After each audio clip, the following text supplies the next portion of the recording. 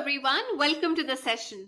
आज हम डिस्कस करने जा रहे हैं grade 6 Punjab school education board की science lesson number 5 separation of substances, यानी चीजों को अलग अलग करना।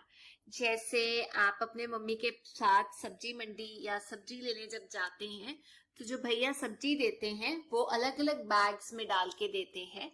वो अपनी सब्जी के भी अलग अलग ढेरियां लगाते हैं। वैसे ही घर में अलग अलग चीजों का अलग अलग ठिकाना होता है। कपड़े अलग जगह इकट्ठे रखे जाते हैं, जूते अलग जगह, किताबें अलग जगह। मतलब एक जैसी चीजों को इकट्ठा करके एक जगह पर रखा जाता है। तो आपने अपनी जिंदगी में रोज काफी चीजें देखी होंगी जो आपस में मिक्स हुई होती हैं। उनमें से कुछ सामान जो होता है वो काम का होता है, डिजायरेबल होता है, कुछ अनडिजायरेबल होता है जो किसी काम का नहीं होता। तो मम्मी को भी कभी देखा होगा किचन में पत्थर अलग करते हुए, चावल से, ग्रेन से, दालों से। जब भी हम चावल बनाते हैं तो कुछ देर के लिए उसको पानी में भिगो दिया जाता है ताकि उसमें जो मोटे पदार्थ हैं या जो चीजें अलग होने वाली हैं वो अलग हो जाए। तो ये जो आप अलग करते हो चीजों को, उसे हम बोलते हैं सेपरेशन, अलग कर देना। अब क्या जरूरत है चीजों को अलग करने की? देखिए, जब हमारे पास कोई भी चीज आती है एक मिक्सचर के फॉर्म में, तो उसको अलग करना जरूरी हो सकता है क्योंकि उसके अंदर कुछ इम्प्योर चीजें हो सकती हैं, कुछ प्योर। कहने का मतलब कुछ फायदेमंद चीजें हो सकती हैं, कुछ जो फायदेमंद नहीं है, बेकार है, वो चीजें हो सकती हैं। तो पहला कारण ये टू रिमूव, अलग करना अनडिजायरेबल, जो हार्मफुल, हानिकारक चीजें हैं उनको अलग कर देना। जैसे हम पत्थरों को अलग करते हैं चावल से, दालों से, ग्रेन से। जो पानी हम पीते हैं वो आता है रिवर से, लेक से। लेकिन उस रिवर और लेक के पानी में बहुत सारी इम्प्योरिटीज होती हैं जो हमें बीमार कर देती हैं। तो इसीलिए सेपरेशन, उन इम्प्योरिटीज का अलग होना बहुत जरूरी है क्योंकि वो हमारे लिए हानिकारक है। वैसे ही हमें सेपरेशन इसलिए भी करनी पड़ती है ताकि हमें डिजायरेबल, जो हमें चाहिए काम की चीज, वो मिल सके मिक्सचर में से। जैसे मान लीजिए दही, दही की आप लस्सी भी बना सकते हैं और आगे जाकर आप बटर भी बना सकते हैं। वैसे ही किसी मिक्सचर में से, जैसे पेट्रोलियम में से आप अपने काम की चीज निकालते हैं, पेट्रोल हो गया वो अलग करते हैं, डीजल, केरोसिन, पैराफिन वैक्स, जो अपने काम की चीज है वो अलग कर ली जाती है। अब जब दो या दो से ज्यादा चीजें जो हैं वो एक प्रोपोर्शन में या किसी भी रेशो में आपस में मिली होती हैं, जो चीज हमारे पास आती है उसे हम मिक्सचर बोलते हैं। यानी दो या दो से ज्यादा चीजों से या सब्सटेंसेस से बनी हुई कोई चीज, उसे हम मिक्सचर बोलते हैं। वो चीजें जिनका मिक्सचर बनता है उनकी मात्रा बराबर होना जरूरी नहीं है। उनकी मात्रा में फर्क आ सकता है, उनकी आकार में फर्क हो सकता है, उनके ढांचा अलग हो सकता है, वो कितना पानी के अंदर घुलते हैं वो रेट अलग हो सकता है। यानी प्रॉपर्टीज अलग हो सकती हैं सब्सटेंसेस की। जैसे चीनी जो है वो एक सब्सटेंस है, वैसे ही आप पत्ती ले लीजिए, वो अलग सब्सटेंस है। दोनों को मिला देते हैं, चाय बनाते हैं, अलग अलग रेशो में मिलाया जाता है। फिर वो पत्ती को छानते हैं ताकि हमारे पास चाय आ सके, वो एक नई चीज बन जाती है। तो ये जो सेपरेशन है ये अलग अलग तरीके से किया जाता है। सबसे पहले हम पढ़ेंगे कि सॉलिड में से दूसरे सॉलिड को कैसे निकाला जा सके। अभी हम लिक्विड्स की बात नहीं कर रहे, सख्त चीजें, उनको आपस में कैसे अलग किया जा सकता है। सबसे इजी तरीका है हैंड पिकिंग, हाथ से उठा लो और उनको अलग कर लो।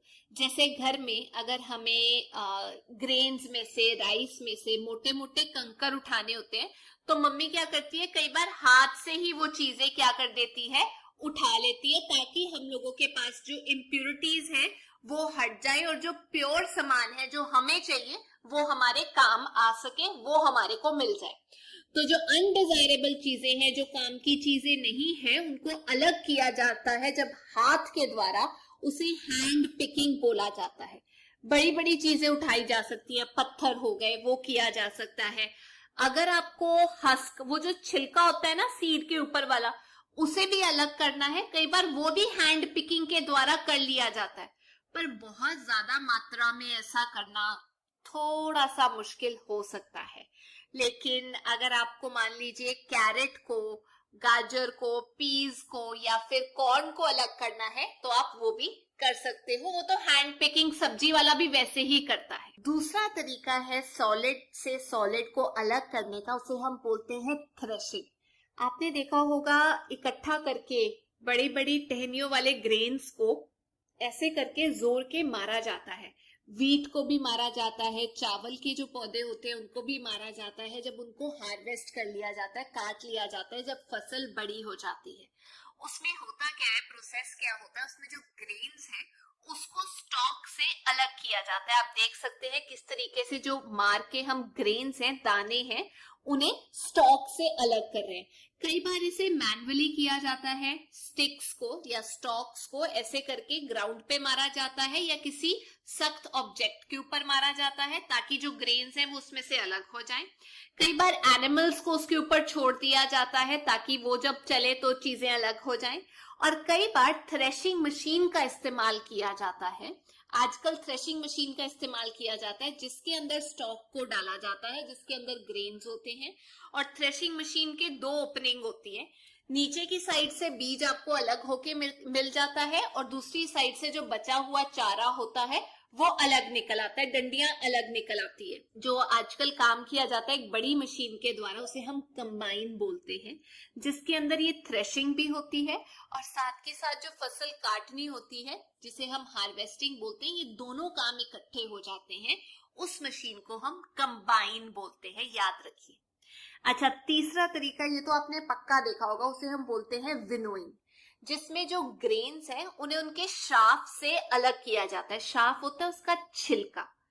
तो ऐसे कर कर एक ट्रे के ऊपर आप कह सकते हैं शाफ या हे को ग्रेन से अलग किया जाता है और फिर उसे स्टोर किया जाता है। अब आपने देखा होगा लड़कियों को ऐसे करके एक ट्रे थोड़ी हाइट पे रख के उसको टेढ़ा कर कर वो हवा की जो डायरेक्शन है उसमें ऐसे करके हिलाती हैं। जो भारी सामान है, ग्रेन्स हैं, वो नीचे गिर जाती हैं और जो हस्क है या ड्राई पत्ते हैं वो हवा के साथ आगे जाके इकट्ठे हो जाते हैं। तो ये एक आसान तरीका है और जो सामान हमें मिलता है, हस्क मिलता है, उसे हम चारे के तरीके से इस्तेमाल कर सकते हैं भेड़ बकरियों के लिए। और जो हमारे पास बीज मिलते हैं, सीड्स मिलते हैं जो हैवी होते हैं, जो सीधा नीचे गिर जाते हैं या पीछे रह जाते हैं, उसे हम अपने इस्तेमाल के लिए यूज करते हैं। विनोइंग करते हुए या तो हवा चलती होनी चाहिए या फिर वो बड़े बड़े पंखों का इस्तेमाल करते हैं जिससे जो सामान है, जो हल्की चीज है, वो आगे जाके गिरे और जो भारी चीज है जैसे सीड्स हो गए वो नीचे ही गिर जाए। एक और तरीका है जिसे हम बोलते हैं सीविंग, छन्नी, छानना। जब केक बनाते हैं तो आपने ऐसे सीविंग की होगी। जो फ्लोर होता है उसे हम छानते हैं, आटे को छानते हैं इस्तेमाल करने से पहले, ताकि जो फाइन पार्टिकल्स है, जो पतली चीजें हैं जो उसमें से छन के नीचे जा सकती हैं, वो चली जाएं। जो मोटी मोटी चीजें हैं, मोटे पार्टिकल्स हैं, वो छन्नी में से नीचे नहीं जाते। तो सीविंग के द्वारा बड़े पार्टिकल्स, लार्जर सब्सटेंसेस जो हैं वो पीछे रह जाते हैं और छोटी चीजें अलग हो जाती है। बट इसको यूज करने का एक फायदा ये है कि ये सस्ता है और जल्दी भी हो जाता है। पर नुकसान ये है कि सेम साइज की चीजें जो है उसको अलग नहीं किया जा सकता। जैसे एक जगह आपके पास चौक का पाउडर और एक जगह आटा है, दोनों को अगर आप इकट्ठा कर दें तो छान के चौक पाउडर और जो आटा है आप उसे अलग नहीं कर सकते। लेकिन ऐसा कुछ आपने कंस्ट्रक्शन साइट पे जरूर देखा होगा, जो कंस्ट्रक्शन वर्कर्स है वो छन्नी टाइप का इस्तेमाल करते हैं ताकि जो सैंड है, मिट्टी है, रेता है, उसे अलग किया जा सके बड़े बड़े पत्थरों से, पेबल से और स्टोन से। अब दूसरा तरीका अलग करने का होता है जब आप लिक्विड में से लिक्विड को अलग करते हो या लिक्विड में से सॉलिड को अलग करते हो जो उसके अंदर नहीं घुलता। उस प्रोसेस को पढ़ते हैं। सबसे पहला तरीका है सेडिमेंटेशन एंड डीकैंटेशन। आसान सा तरीका है। अब ये सेडिमेंटेशन और डीकैंटेशन बहुत इजी है, आपने अपने मम्मी को करते हुए देखा होगा। जैसे वो चावल बनाने से पहले चावलों को भिगो देती हैं पानी के अंदर, ताकि जो सॉलिड चीजें हैं जो उसके अंदर नहीं मिलती हैं, जो नीचे नहीं सेटल करती, वो पानी के ऊपर आ जाती हैं। मिट्टी, कोई छोटे मोटे इंसेक्ट्स होते हैं, हल्के होने की वजह से वो ऊपर आ जाते हैं पानी के अंदर और भारी चीज नीचे चली जाती है। इसे हम बोलते हैं सेडिमेंटेशन। पानी को अलग करके आप यूज कर सकते हो चावल को। अब इसका एक बेस्ट एग्जांपल मैं आपको देती हूँ। एक ग्लास लो या बॉटल लो, उसके अंदर आप पानी डाल लो और उसके अंदर थोड़ी सी मिट्टी डाल लो और उसको 2-3 घंटे रख दो। जब आप उसे 2-3 घंटे रखोगे तो आप देखोगे नीचे मिट्टी की एक परत इकट्ठी हो जाती है। वो जो नीचे आके परत इकट्ठी हो जाती है उसे हम बोलते हैं सेडिमेंटेशन। जो ऊपर का पानी है उसे आप अलग कर सकते हैं, एक और कंटेनर में डाल सकते हैं, उसे हम कहते हैं डीकैंटेशन। तो अब आपको समझ में आ गया सेडिमेंटेशन का मतलब जो भारी पार्टिकल्स है जो नहीं मिले पानी के अंदर वो लिक्विड में नीचे जाके सेटल हो जाते हैं, उसे हम बोलते हैं सेडिमेंट्स। जो प्रोसेस है वो हो गया सेडिमेंटेशन। और डीकैंटेशन का मतलब होता है जो ऊपर पानी रह गया आप नीचे के पदार्थ हिलाए बिना उसको अलग कर लेते हैं, वो होगा डीकैंटेशन। अब एक और तरीका भी है जिसे हम कहते हैं फिल्ट्रेशन, जिसके जरिए जो इनसॉल्युबल, जो सॉलिड चीजें घुलती नहीं है उसको आप लिक्विड से अलग कर सकते हैं। मान लीजिए आपने फिर से एक पानी का कंटेनर लिया, ग्लास लिया, उसके अंदर सैंड, मिट्टी डाल दिया और उसको अच्छे से आप घोल लीजिए। आपने फिल्टर पेपर और फनल का इस्तेमाल करना है। फनल जो होता है ऐसे करके होती है, एक छन्नी टाइप की, ठीक है, आप देख सकते हैं फनल, उसके अंदर फिल्टर पेपर लगा दो और जिस पानी के अंदर आपने मिट्टी, सैंड मिलाया था वो उसके अंदर डाल दो। आप देखोगे जो मिट्टी है वो फिल्टर पेपर में रह जाएगी और नीचे आपको जो पानी मिलेगा वो फिल्टर्ड वाटर मिलेगा, वो साफ पानी मिलेगा। कहने का मतलब फनल का इस्तेमाल करके जो सॉलिड चीजें हैं, सैंड हो गई, मिट्टी हो गई, वो ऊपर अटक जाती है। वो हो गया हमारे पास जो चीज हमें नहीं चाहिए, फिल्टर पेपर का इस्तेमाल किया जाता है। जो नीचे सब्सटेंस आता है, लिक्विड जो हमें मिलता है, उसे हम बोलते हैं फिल्ट्रेट। जो सैंड और मड होती है फिल्टर पेपर के अंदर उसे हम रेजिड्यू बोलते हैं। दोबारा बता रही हूं, जो क्लीन वाटर मिल गया फिल्ट्रेट, फिल्टर से याद रखना, और जो सैंड और मड फिल्टर पेपर के अंदर है उसे हम रेजिड्यू बोलते हैं। कुछ एग्जाम्पल्स इसके होते हैं, जैसे फ्रूट्स और वेजिटेबल के जो जूसेस हैं उसको आप फिल्टर करते हो ताकि सीड और जो पल्प है उसको अलग किया जाए, वो हो गया रेजिड्यू। जूस आ गया आपके पास फिल्ट्रेट एक तरीके का। जब आप पनीर बनाते हैं तो पनीर जो सॉलिड है उसको आप अलग कर लेते हैं, लिक्विड अलग कर लेते हैं। तो जो सॉलिड पनीर है उसको आप फिल्टर आउट कर लेते हैं एक कपड़े की मदद से, स्टेनर की मदद से। वो भी तो फिल्ट्रेशन ही हो रहा है ना, हो रहा है कि नहीं? जो पानी है वो अलग हो जाता है, पनीर अलग हो जाता है। अच्छा, अब हम बात करते हैं अगर हम लिक्विड के अंदर कोई सॉल्यूबल सॉलिड डाल दें, मतलब वो चीज जो उसके अंदर घुल जाती है, तो क्या उसे अलग किया जा सकता है? जी हाँ, उसका एक जरिया है जिसे हम बोलते हैं इवेपोरेशन। सबसे पहली चीज इवेपोरेशन में याद ये रखनी है कि जो लिक्विड है वो वेपर की फॉर्म में चला जाता है, उसे हम बोलते हैं इवेपोरेशन। कहने का मतलब लिक्विड इवेपोरेट हो जाता है और पीछे सॉलिड चीज रह जाती है, जिससे उसके अंदर जो घुली हुई चीज है वो पीछे रह जाती है और दूसरी चीज इवेपोरेट हो जाती है। मान लीजिए आपने एक ग्लास के अंदर चीनी घोली है या नमक घोल लीजिए, उसको अच्छे से घोल लीजिए। उसके बाद उस ग्लास को आप उबाल लीजिए, पानी को उबाल लीजिए। आप ये देखेंगे पानी सारा का सारा उबल जाता है और पीछे जो चीज रह जाती है वो है नमक, जो उसके अंदर घोला हुआ था। ये एक्सपेरिमेंट आपकी बुक में एक चाइना डिश के अंदर पानी डाल के किया गया है और उसको उबाला गया है। आप वैसे भी उबाल लीजिए गैस पे, आपको पीछे सॉल्ट मिल जाएगा। इसका बेस्ट एग्जाम्पल है कि हमें समुद्र से सॉल्ट कैसे मिलता है। जो समुद्र का कुछ हिस्सा है हम काट के उसको सुखाते हैं ताकि जो पानी है इवेपोरेट कर जाए सनलाइट में, और पीछे हमारे पास जो रह जाता है वो है हमारे पास सॉल्ट। फिर उसको प्यूरिफाई किया जाता है और हम यूज करते हैं। दूसरा तरीका है कंडेंसेशन। जब पानी इवेपोरेट हो जाता है उसके बाद जो बादल बनते हैं, गैस से लिक्विड स्टेट में जाता है, उसे बोलते हैं कंडेंसेशन। याद रखना, लिक्विड से गैस में जाने को इवेपोरेशन बोलते हैं, गैस से, वाटर वेपर से लिक्विड में जाने को हम कंडेंसेशन बोलते हैं। कई बार कुकिंग करते हुए जब आप ढक्कन रख देते हैं ऊपर, आप देखेंगे वाटर ड्रॉपलेट्स आ जाते हैं।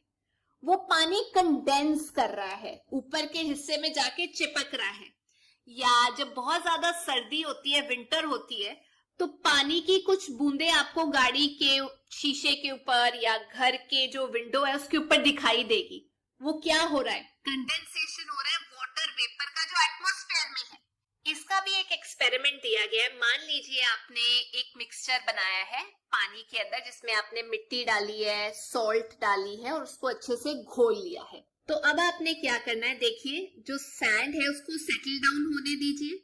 उसके बाद जब वो डिकैंटेशन हो जाएगी उसकी, आप फिल्टर चीज जो है वो अलग कर सकते हैं। उस सोल्यूशन के अंदर अब सैंड अलग हो गई है, लेकिन आपको सोल्यूट की तौर पे उसमें अभी जो सॉल्ट है, नमक है, वो अभी भी पड़ा है। तो उसको एक केटल के अंदर डाल दीजिए। आप देख सकते हैं केटल के अंदर डाला हुआ है, उसको आग पे रख दीजिए। जो केटल का मुंह है उसको ऊपर से पहले ढक दीजिए, पर केटल के मुंह से आपको हवा बाहर को निकलती हुई दिखाई देगी। अगर उसके ऊपर आप बर्फ की एक ट्रे रखेंगे तो आपको दिखाई देगा कि वाटर ड्रॉपलेट्स जो हैं वो उसके ऊपर जम रहे हैं, यानी कि कंडेंसेशन हो रही है। ठंडी ट्रे जब आप ऊपर रखेंगे ना, आपको कंडेंसेशन होती हुई दिखाई देगी। तो हम ये देख चुके हैं कि किस तरीके से हम पानी के अंदर से सैंड को अलग कर सकते हैं पहले, फिर इवेपोरेशन करके हम उसके अंदर से सॉल्ट को अलग कर सकते हैं, और हमने ये भी देखा कि कंडेंसेशन क्या होता है। अब लास्ट चीज ये है कि आई होप आप लोगों को डिकैंटेशन, फिल्ट्रेशन और इवेपोरेशन, कंडेंसेशन समझ आ गया है। लेकिन एक कॉन्सेप्ट है सैचुरेटेड सोल्यूशन। जब किसी सोल्यूशन के अंदर, लिक्विड के अंदर और ज्यादा सल्यूट, जो चीज हम मिला रहे हैं उसे सल्यूट बोलते हैं, नमक, चीनी, और ज्यादा नहीं मिल सकता उस तापमान पे, या तो आपको उबालना पड़े तब मिले, पर उस तापमान पे उसकी कैपेसिटी खत्म हो चुकी है, वो और ज्यादा डिसॉल्व नहीं करेगा उस चीज को, उसे हम कहते हैं सैचुरेटेड सोल्यूशन। अनसैचुरेटेड सोल्यूशन का मतलब ये होता है जिसके अंदर और ज्यादा सल्यूट, जो चीज आपने मिलानी है वो मिल सकती है, अभी वो अनसैचुरेटेड है, उस तापमान पे आप और चीज मिला सकते हो उसके अंदर, उसे हम बोलते हैं अनसैचुरेटेड सोल्यूशन। तो ये थी आज की क्लास। मैं उम्मीद करती हूँ आपको ये चैप्टर समझ आ गया होगा। जाने से पहले मैं आप लोगों से 2 क्वेश्चंस पूछना चाहती हूँ। सबसे पहला क्वेश्चन ये कि आपको मुझे ये बताना है कि डिकैंटेशन और फिल्ट्रेशन क्या होता है, और दूसरा क्वेश्चन ये कि इवेपोरेशन और कंडेंसेशन में क्या फर्क है। अब हम फिर मिलेंगे नेक्स्ट क्लास में। Till then take care. और अगर आपको ये वीडियो अच्छा लगा तो please make sure you like, share and subscribe. Thank you. Bye bye.